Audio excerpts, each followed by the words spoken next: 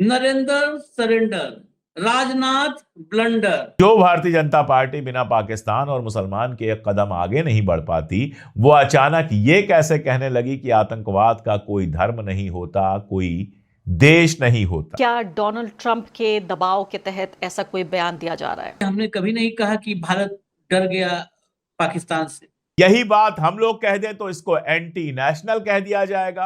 अब तो पाकिस्तान इसे हाथ में थामकर, इसे झुनझुना बनाकर भारत को हर जगह शर्मिंदा करने की कोशिश करेगा। मैं समझता हूं कि इससे ज्यादा कुछ कहने की कोई आवश्यकता नहीं है। Dot dot dot. बहुत ही चौंकाने वाला बयान आया है इस वक्त देश के रक्षा मंत्री की तरफ से, जो कह रहे हैं कि आतंकवाद का कोई मजहब, कोई देश नहीं होता।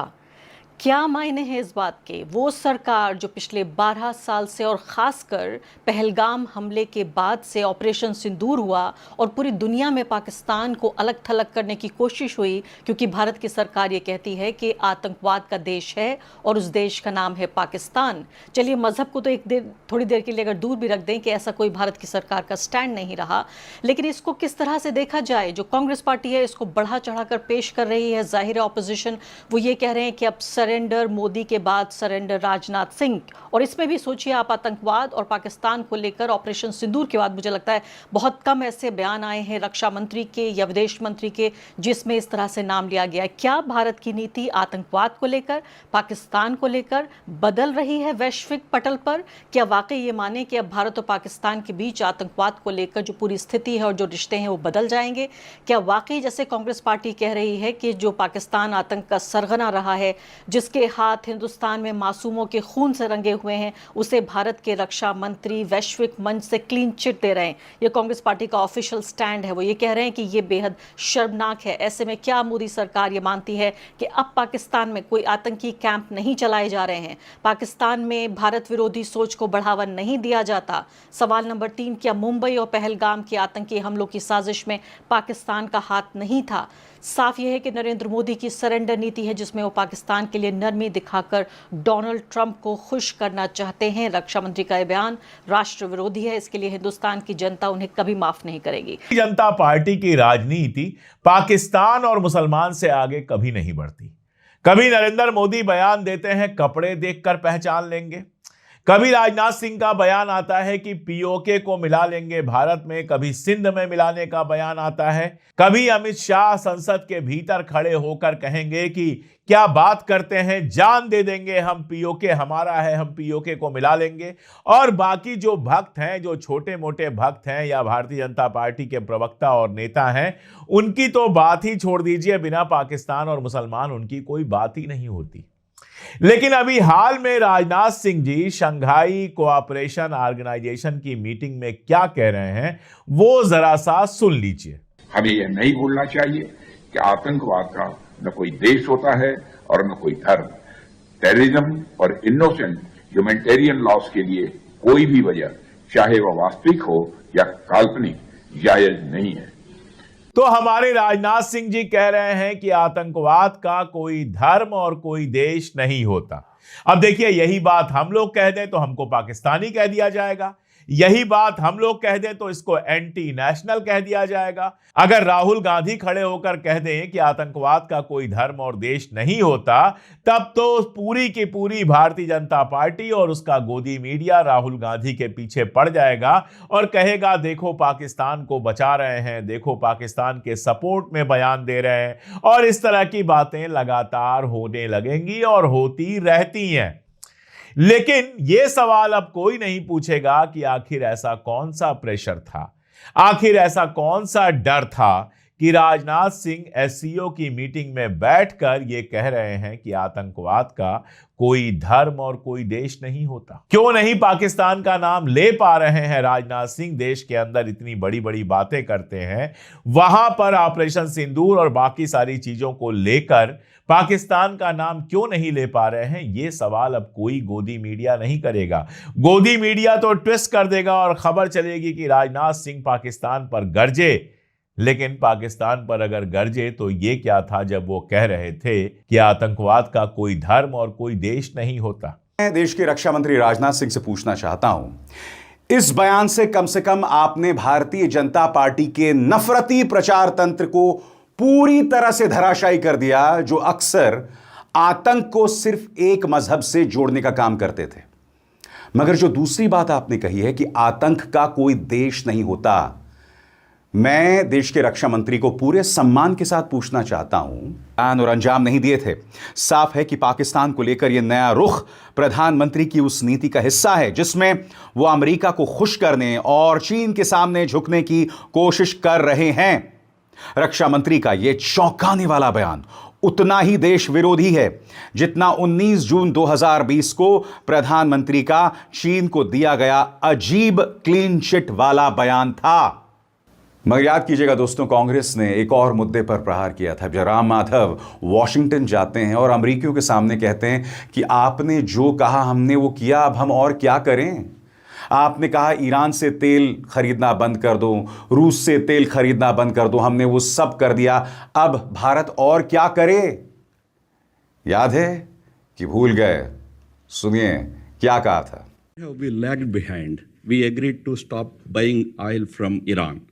We agreed to stop buying oil from Russia, facing so much criticism from our Indian opposition.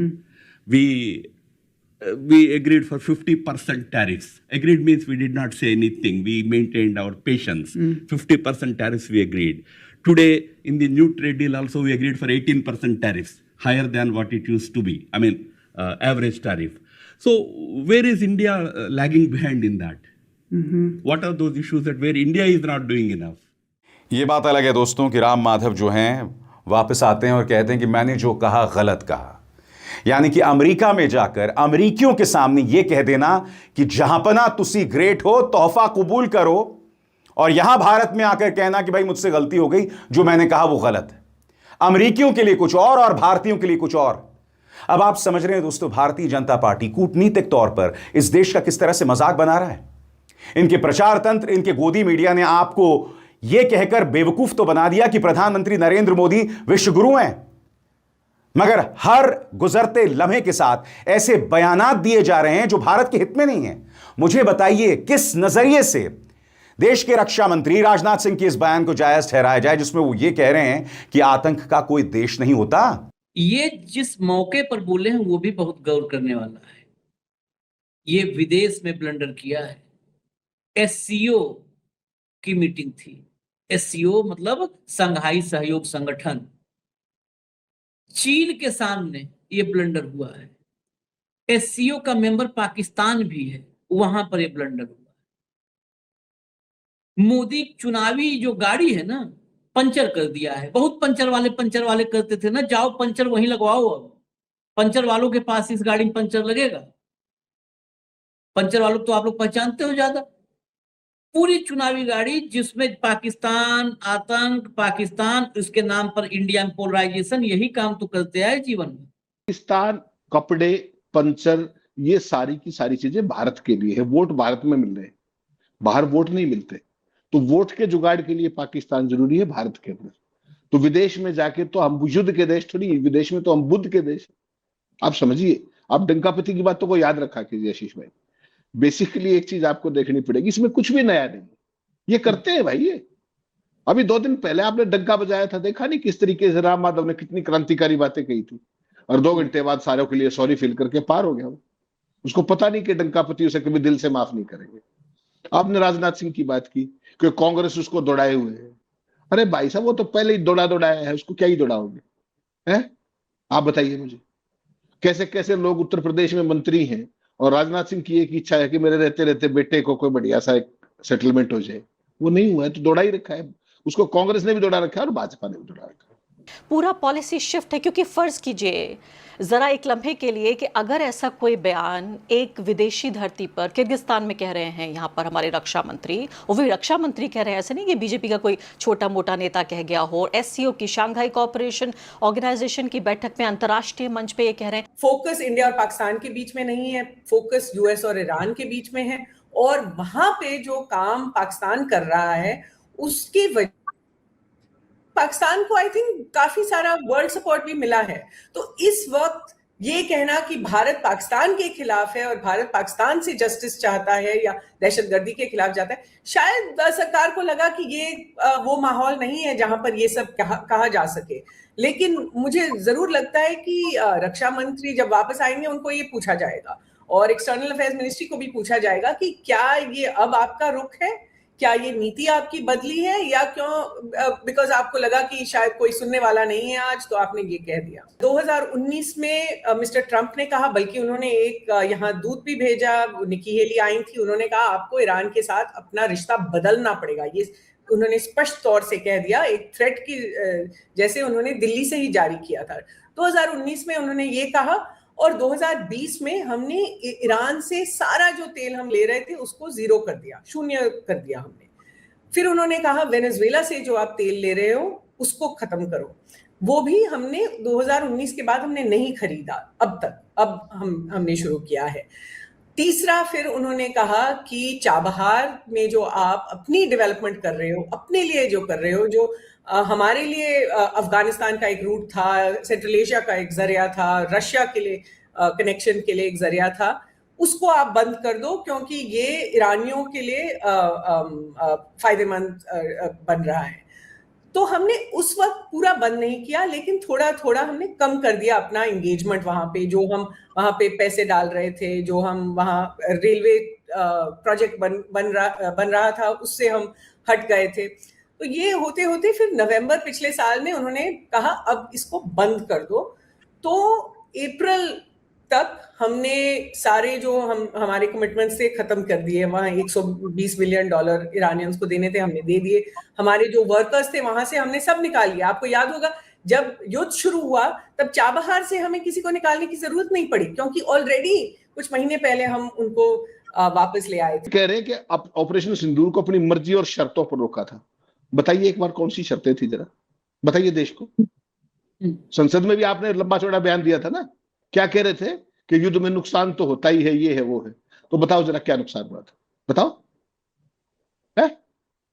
ये बताना चाहिए शर्तें क्या थी। पीछे हटने का फैसला किसने किया, अमेरिका ने या आपने?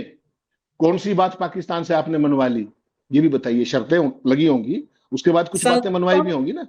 शर्तें तो हम लोग 1 साल से पूछ रहे हैं हेमंत भाई, कोई बताने तैयार नहीं है। कौन सी शर्तें थी, कौन कौन सी मनवा ली, दोनों चीज बता दो ना, कौन सी बाकी है। ठीक, एससीओ की बैठक में कहा है कि आतंकवाद का न देश होता है ना कोई धर्म होता है। तो पहलगांव के आतंकी कहां से आए थे फिर? क्या आप पाकिस्तान को क्लीन चिट थमा रहे हैं? यही था आपकी शर्त। यह भी स्पष्ट करो कि ऑपरेशन रोकने का ऐलान आपने क्यों नहीं किया, प्रधानमंत्री ने क्यों नहीं किया, ट्रंप और मार्को रूबियो ने कैसे किया? इसका जवाब है आपके पास। ऐसी सरकार जो ये कहती है कि वो विश्व गुरु भारत को उसने बना दिया है, वो विश्व के ही पटल पर एक ग्लोबल स्टेज पर ही लगातार फेल हो रही है।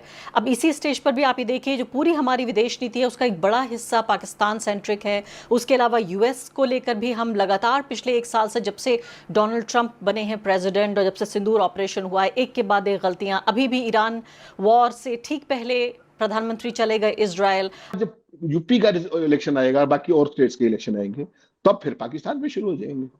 और जरूरत पड़ी तो छोटा मोटा कुछ कर भी लेंगे, पटाखा फटूका। ये तो स्टैंडर्ड ऑपरेटिंग प्रोसीजर है। 19 में देखा था, देखा नहीं? पुलवामा, मौसम, रेडार, अरे भाई ये फौज के काम होते हैं, आपका काम थोड़ी था ये। क्यों अपनी खिल्ली उड़वा रहे हो पूरी दुनिया के अंदर? ये आशीष भाई जो ये फर्जीवाड़ा है ना, ये पूरे के पूरा आरएसएस की ट्रेनिंग का कुल जमा है। लेकिन नरेंद्र मोदी जो हमेशा दावा करते रहते हैं कि ट्रंप उनके बहुत करीबी दोस्त है और बाकी सारा कुछ, उनके आने के बाद जो 2 कार्रवाइयां की गई हैं जिसमें कहा गया घर में घुसकर मारा गया, वो कुल मिलाजुलाकर कामयाब नहीं हुई है।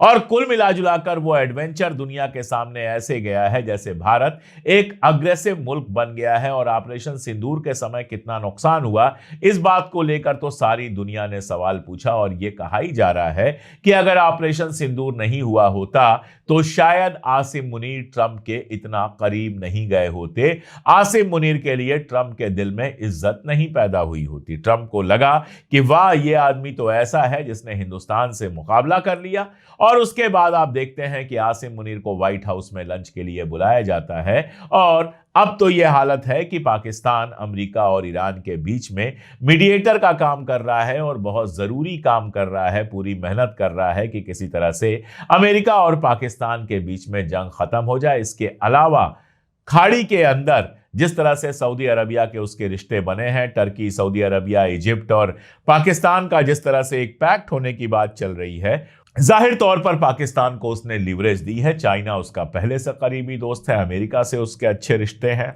और साथ में रशिया से भी उसके अच्छे रिश्ते हैं। इधर अगर आप देखेंगे तो मोदी साहब सिर्फ 2 मुल्कों से अच्छे रिश्ते बनाना चाहते हैं, इजराइल से और अमेरिका से, और उसके चक्कर में ढेर सारे जो हमारे पुराने दोस्त हैं वो नाराज होते गए हैं। अभी बीच में द हिंदू ने खबर छापी थी कि ब्रिक्स की जो मीटिंग हुई थी, डिप्टी फॉरेन मिनिस्टर्स की जो मीटिंग हुई थी, उसमें गजा को लेकर इजराइल पर भारत ने जो अपना रुख लगातार कमजोर किया, लगातार मुलायम किया, उसके चलते ब्रिक्स के जो अदर मेंबर कंट्रीज थी वो नाराज थी और ब्रिक्स में भी भारत अकेला पड़ा है। ये सब बातें आप जानते हैं।